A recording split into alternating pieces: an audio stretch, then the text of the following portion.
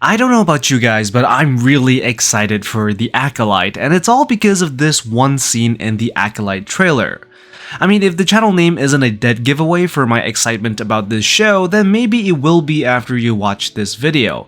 Now, officially, Star Wars hasn't released an official Acolyte trailer to the public, but during Star Wars celebrations in London, they did give some fans a sneak peek.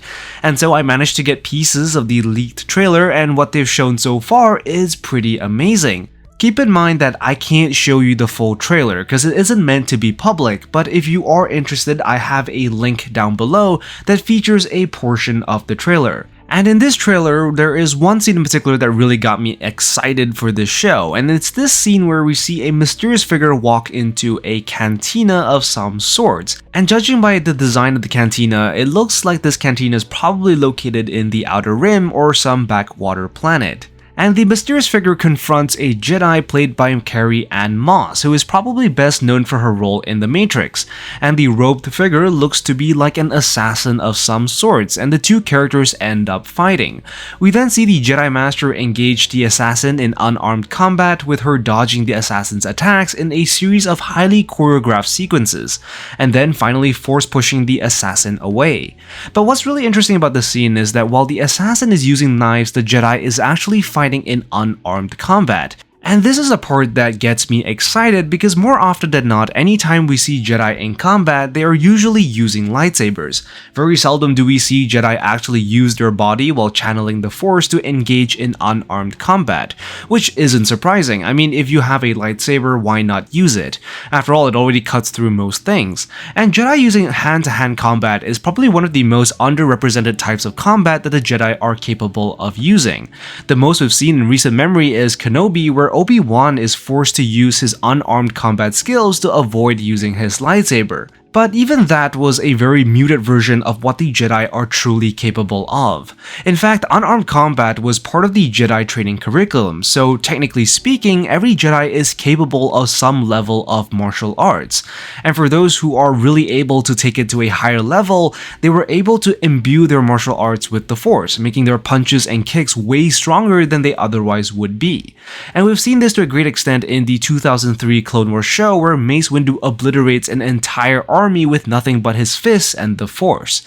It's also worth mentioning that the Star Wars universe in general, at least on screen, really hasn't shown a lot of hand-to-hand combat. It mostly either involves blaster fights or lightsabers, which is a missed opportunity that the Acolyte seems to be trying to rectify. After all, the lore is already there for you to take advantage of. The most common form of martial arts in Star Wars was the Achani martial arts, which a lot of different military organizations use, and was most famously used by Palpatine's Royal Guards. And for more Force-specific type martial arts, there was also the infamous Teras Kasi, a type of martial arts that was renowned for its lethality and developed by the followers of Palawa to combat Jedi. The martial art basically trained the user to have insane power behind their punches to the point where it could actually rival the power of blasters. So you can already imagine the potential there for action scenes. And the director of The Acolyte, Leslie Headland, has already described The Acolyte as a Star Wars martial art show. It's essentially a martial art film where we can see the Jedi and possibly the Sith really demonstrate their martial art prowess in a way that we have never seen before. The Acolyte will also be heavily inspired by Chinese wuxia films and other Eastern martial art films, which I actually think is perfect for something like the Star Wars universe. And if you're not familiar with the wuxia films, the best way to describe it is a genre of film that features the adventures of martial artists in ancient China, and it tends to have a lot of mythical and fantastical elements in it, which really makes it more of a historical fiction fantasy sort of film, which is why you get characters seemingly flying all over the place and performing these inhuman acrobatic moves. And I think this will fit in perfectly with the lore surrounding Star Wars and the Jedi. After all, it's easily explainable that the Jedi would be able to perform such feats through the Force. And we've seen elements of these things where the Jedi would enhance their physical abilities through the Force, like Force running, Force jumps, and so on. So really what the Acolyte is doing is just doubling down on it, giving us a closer look on what we know the Jedi are already capable of. Not to mention, Star Wars has had a long history of taking inspiration from Eastern influences like samurai films and Buddhism, so really drawing on wuxia films as inspiration should really fit in quite well with the rest. It's also worth mentioning that wuxia films tend to discuss topics like justice and social equality, all of which are already staples of the Star Wars franchise. And if you're still curious about what the wuxia films are like, then the most popular example for you to check out would probably be Crouching Tiger, Hidden Dragon, and I would also personally recommend House of Flying Daggers for some reference as well. The fight scenes and choreography are exquisite, which is why it makes it so exciting that it's going to be introduced in Star Wars. And to be honest, off-screen, extensive unarmed combat is a concept that has already been done in the books and comics, with the likes of Jedi Master Agent Kolar using it to a great degree. We've got elements of a non-force user using such martial arts with Chirrut Imwe in Rogue One,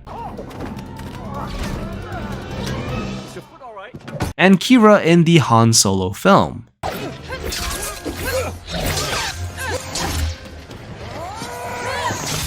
But while these films do touch on it, they usually feature it for a brief moment and then as the film goes on, simply just forget all about it. And besides, both characters are using weapons, so it's really not unarmed combat anyways. We've also seen it a few times in the animated shows, but the choreography often feels a little limited, limitations that live action should hopefully be able to overcome. And the fluidity of the choreography shown in this small part of the trailer really shows that a lot of effort has been put into this element. And besides, you don't get someone like Carrie Anne Moss to be part of the cast without showing some level of martial arts. And really, the most exciting part of it is that with the new physicality of action set to be featured in the Acolyte, it will also bring a new tone for Star Wars. Several members of the cast have already attested to the focus on the martial arts element, and as Andor has already shown and proven, a Star Wars show that has a different tonality than what we usually get can be a huge success. I mean, The Mandalorian and all the other staple Star Wars shows are fun, but there is a huge segment of the Star Wars fandom, including myself, that wouldn't mind exploring Star Wars through a different lens. And given that The Acolyte is set to be a martial arts / mystery show, I really have a lot of high hopes for it. Anyways, that's all for this video. Be sure to like and subscribe, and I will see you in the next one. I'm the Lost Acolyte, and I have spoken.